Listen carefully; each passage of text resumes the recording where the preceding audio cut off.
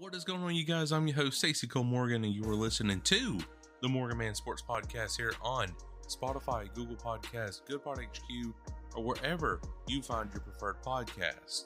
Ladies and gentlemen, today we are talking about the Atlanta Falcons with my final predictions for this upcoming 2024-25 NFL season. What I think the Atlanta Falcons record will be, MVP for the Falcons, and so much more. So without any further delay, let's get straight into today's action.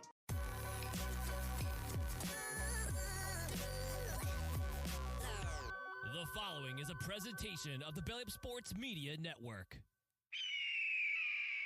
Welcome to the MorganMan Sports Podcast. I'm your host, Stacey Cole Morgan.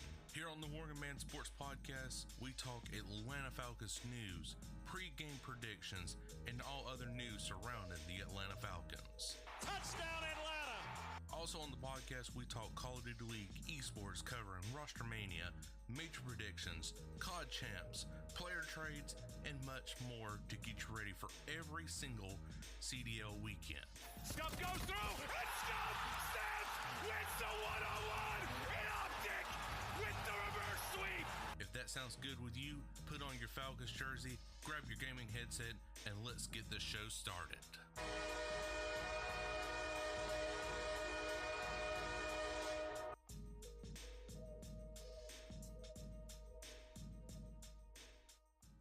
All right, guys, so we are talking about the Atlanta Falcons right now, and the preseason's over with. The Falcons went 0-3. I know it's terrible, but we went 0-3. We had a good showcase there for the first two games, but then just completely fell off in that third game against Jacksonville, going like 0-31, something like that. And of course, you know, everybody's making fun of the Falcons, but guys, sit back and look at it realistically. You know, the Jaguars, they started their first string offense and defense against the Atlanta Falcons, like second and third, possibly even fourth strings. And, you know, of course, Jacksonville's going to score points on them guys like very easily. And Raheem Morris, I don't know. Is it going to pay off for him holding out a Kirk Cousins, Bijan, Drake London, you know, whoever like that? I don't know. We'll find out in basically next week, pretty much, because that's when the NFL season starts next Thursday with the Ravens and Chiefs. But for the Falcons, it will be that Sunday at 1 p.m. Eastern in the Benz against the Steelers.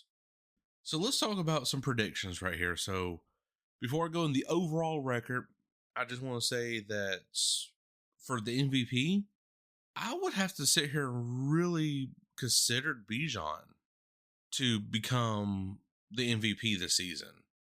I mean, if he has a breakout year like he did last year, but goes above and beyond what that was, I think Bijan Robinson could definitely become, you know, offensive player of the year or hell, even MVP of the league.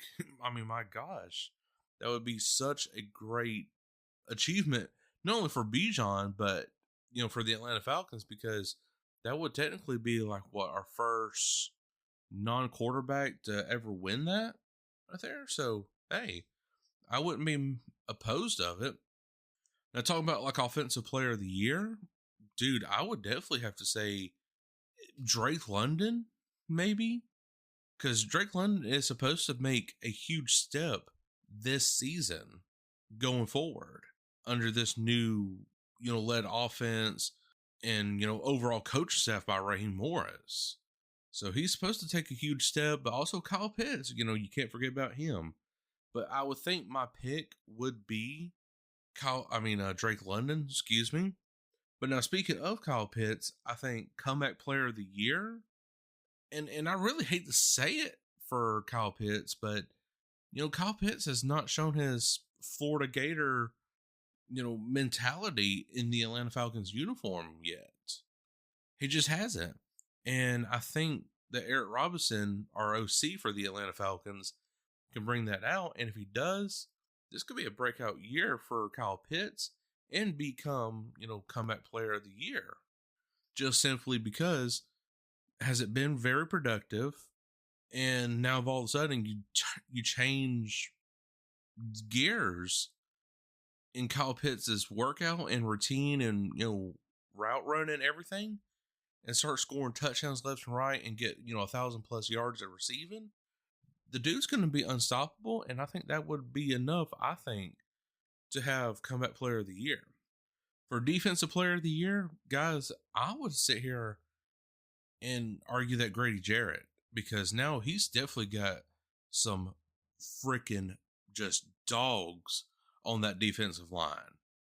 I mean, my God, Grady Jarrett can finally get to the quarterback, sacks, forced fumbles, whatever the case may be, because Grady Jarrett, man, I'm telling you, he deserves it. He's practically the face of Atlanta for basically from now on to the next biggest Grady Jarrett. Whoever it is, they got some shoes to fill in that position right there. But man, I tell you, Grady Jarrett, I think this could be a year for him to honestly start, winning some one-on-ones, maybe one-on-twos, get to the quarterback and, start getting some sacks. And, which, yes, I understand he's in that, what would you call it? That leader role. I mean, he's still, of course, a player, but he's more in that leadership role now where he's teaching the young guys, all right, this is what you got to do to get past the OC the offensive line, etc., etc. But of course, he's still going to put up some great hits, some sacks here and there, and I'm telling you, it would definitely be a very well-deserved treat for Grady Jarrett to win Defensive Player of the Year. I would love that for Grady, and the city of Atlanta would definitely love for Grady as well.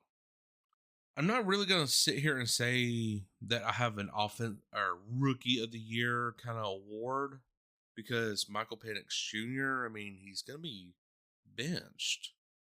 Yeah, he's QB2, but he's benched. He's going to be learning behind Kirk Cousins. The only way I could see Penix Jr. winning Rookie of the Year is if Kirk Cousins goes down, and then all of a sudden Penix Jr. boom, just picks it right up and starts throwing touchdowns just like freaking left and right and 400 or 500 yards per game.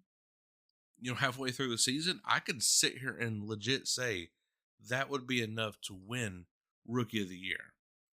Knock on wood, that's an old saying, but knock on wood that Kirk Cousins does not go down, and he leads us at least to winning the NFC South in a deep playoff run. Super Bowl, of course, is always a thing where everybody says, yes, this is our year. This is the Super Bowl roster. Let's effing go. In a more realistic term, definitely win the South in at least a divisional round, exit maybe conference round. I would like to see that for the Atlanta Falcons led by Kirk Cousins, but if it's Michael Penix Jr. halfway through the season, hey, I'm not going to be mad. Not one bit. So now, as far as the overall record goes, guys, I'm going to sit here and say that it's going to at least be I don't know. I'm not going to sit here and say 15-2 because, you got the Cowboys coming up in I want to say early November. Then, of course, you got two tough opponents back to back. One of them being in Philly and then one being at home, but against the Kansas City Chiefs. So that's two very tough opponents right there to start off the season. And then kind of about halfway through the season, you got, of course, the Cowboys. But realistically, I could see potentially maybe if it's just those three losses against the Cowboys, Eagles, and Chiefs, I could sit here and say a 14-3 season. That would be my ceiling. But a realistic schedule breakdown and prediction, I would have to sit here and say at least 11-6. First place in the NFC South. You host a playoff game, probably against who would be that fifth seed. Gosh, maybe the Eagles, Cowboys, something like that. But who knows? But I'm going to sit here and say ceiling is 14-3. and floor is 11-6. I could comfortably sit here and say that because this roster is built to win now. And they got this window. It's wide open. They don't accomplish it this season. Okay, you make the tweaks that didn't work out from this season into next season, then that's your Super Bowl run. I have a good feeling about this roster.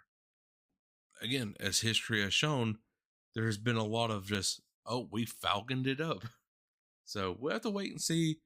But I'm more confident than ever that Raheem Morris has definitely learned from past mistakes in his earlier coaching in Tampa Bay back in 2010, 2011, running there. Then, of course, learning that Sean McVay system, winning the Super Bowl right there.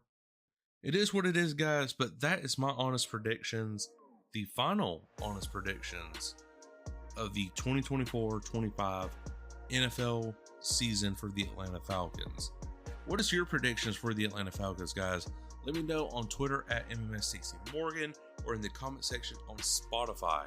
But guys, I sure hope you did enjoy, and if you did, make sure to like button wherever you are listening from, iHeartRadio, Spotify, Apple Podcasts, YouTube, or wherever you find your preferred podcast. But until then, I, Cole Morgan, will catch you all later. Peace. Thank you for listening to this Belly Up Sports Podcast Network product. Some said we go belly up, so we made it our name, and we're still here.